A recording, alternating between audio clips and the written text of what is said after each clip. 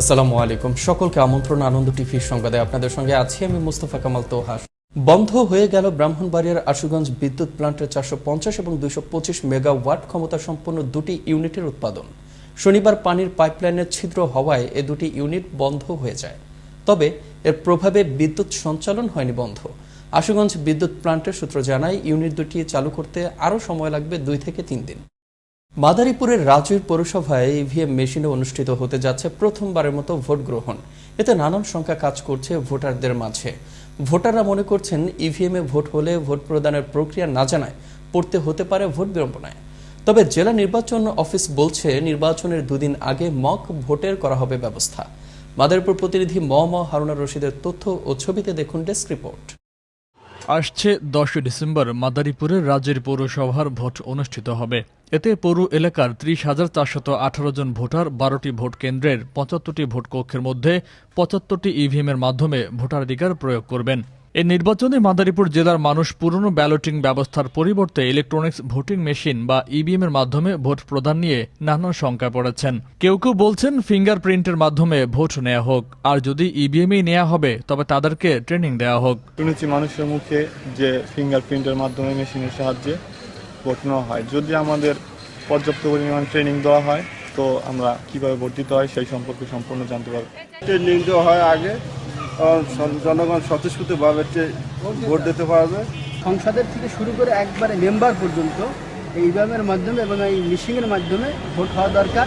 বিলম্ব না করে দ্রুত ভোটারদের ইভিএম সম্পর্কে হাতে কলমে ধারণা প্রদান করার দাবি জানান স্থানীয় সচেতন মহল। ভোটারদের সচেতনতা বৃদ্ধির জন্য অতি দ্রুত প্রচার ও প্রচারণার ব্যবস্থা করা দরকার। ইভিএম প্রদর্শন করে ভোটারদের হাতে কলমে দেখানো হবে এবং নির্বাচনের 2 দিন আগে মক ভোটের ব্যবস্থা করা হবে। এতে করে ভোটারদের মধ্যে সকল প্রকার শঙ্কা দূর হয়ে আস্থা ফিরে আসবে বলে দাবি জেলা নির্বাচন অফিসের।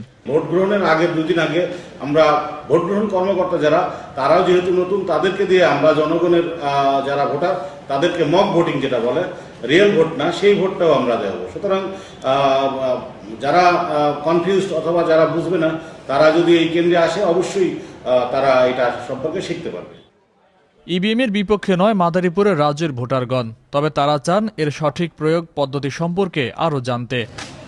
ফয়সাল মাহমুদ, আনন্দ টিভি, ন্যাশনাল ডেস্ক। মাদারীপুরের শিবচরে ইজিবাইকের চাকায় ওড়না পেঁচিয়ে মৃত্যু হলো এক গৃহবধূর। আত্মীয়ের জন্মদিন উপলক্ষে গৃহবধূ সালমা বেগম শনিবার উপহার কিনতে ইজিবাইকে চড়ে বেপারীকান্দি থেকে ভদ্রাসন বাজারে আসছিল। এ সময় ইজিবাইকের চাকার সাথে ওড়না পেঁচিয়ে ছিটকে রাস্তায় লুটিয়ে পড়ে গুরুতর আহত হন। স্থানীয়রা উদ্ধার করে শিবচর উপজেলা স্বাস্থ্য কমপ্লেক্সে নিয়ে এলে কর্তব্যরত চিকিৎসক তাকে মৃত ঘোষণা করেন। গাজীপুরের শ্রীপুরে আন্তজেলা ডাকাত দলের 3 সদস্যকে গ্রেফতার করল পুলিশ। শ্রীপুর থানার উপপরিদর্শক নাজমুল হাসান জানান, সড়কে চলাচলকারী যাত্রীদের দেশীয় অস্ত্রের ভয় দেখিয়ে হাত পা বেঁধে জঙ্গলে ফেলে দিয়ে নগদ টাকা, মোবাইল ফোন ছিনিয়ে নিয়ে মারধর করত এ ডাকাত দল। এই ঘটনায় মামলা দায়েরের পর থেকেই দেশে বিভিন্ন স্থানে অভিযান চালিয়ে কামাল, এনামুল ও আলমগীর নামে 3 ডাকাতকে গ্রেফতার করা হয়।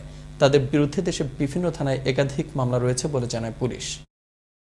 প্রতি বছর ধান আর কাঁঠালের মৌসুমে ভারতীয় হাতির তাণ্ডবে ময়মনসিংহের সীমান্ত এলাকায় বিরাজ করে সীমাহীন হাতি আতঙ্ক। ভারতের মেঘালয় রাজ্য থেকে ছুটে আসা দলছুট হাতির থাবায় মারা যায় শিশু থেকে শুরু করে বয়স্ক মানুষজন। ধ্বংস করেছে বিস্তীর্ণ মাঠের ধান ও কাঁঠালের বাগান। সীমান্ত এলাকার হাজারো মানুষের রাতের পর রাত কাটাতে হয় নিদ্রাহীনতায়। ময়মনসিংহ থেকে ওমর ফারুক সুমন জানাচ্ছেন বিস্তারিত।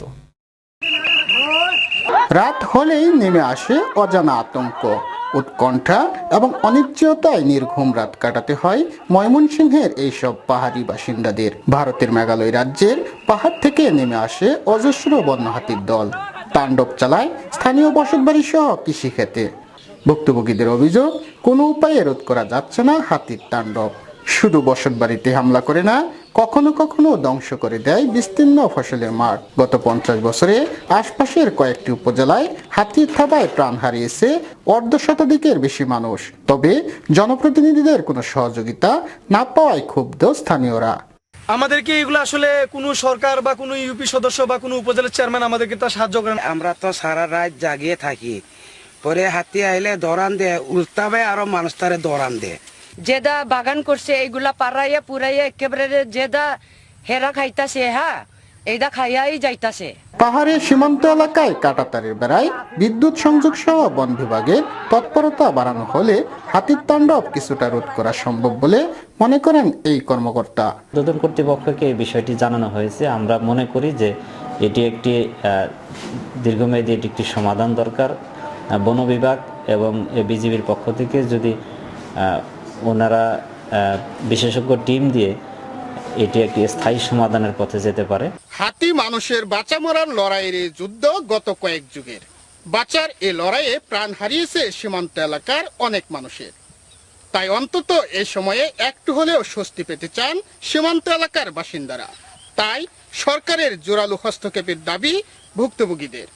ওমর ফারুক সুমন, আনন্দ টিভি, ময়মনসিংহ। 22 ঘন্টা বন্ধ থাকার পর সিলেট ঢাকা এবং সিলেট চট্টগ্রাম রুটে স্বাভাবিক হলো আন্তনগর ট্রেন চলাচল। শনিবার মৌলভীবাজারের শ্রীমঙ্গলে তেলবাহী ট্রেন লাইনচ্যুত হওয়ার কারণে সিলেটের সাথে সারা দেশে ট্রেন চলাচল বন্ধ হয়ে যায়।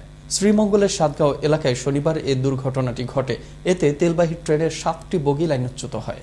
এই ছিল এখনকার মতো। আনন্দ টিভির সংবাদ দেখুন প্রতিদিন বিকেল 5টা 30 এবং রাত 9টা 30। করোনা থেকে আপনি এবং আপনার পরিবারকে সুরক্ষিত রাখতে স্বাস্থ্য বিধি মেনে চলুন। আনন্দ টিভির সঙ্গে থাকার জন্য সকলকে অসংখ্য ধন্যবাদ।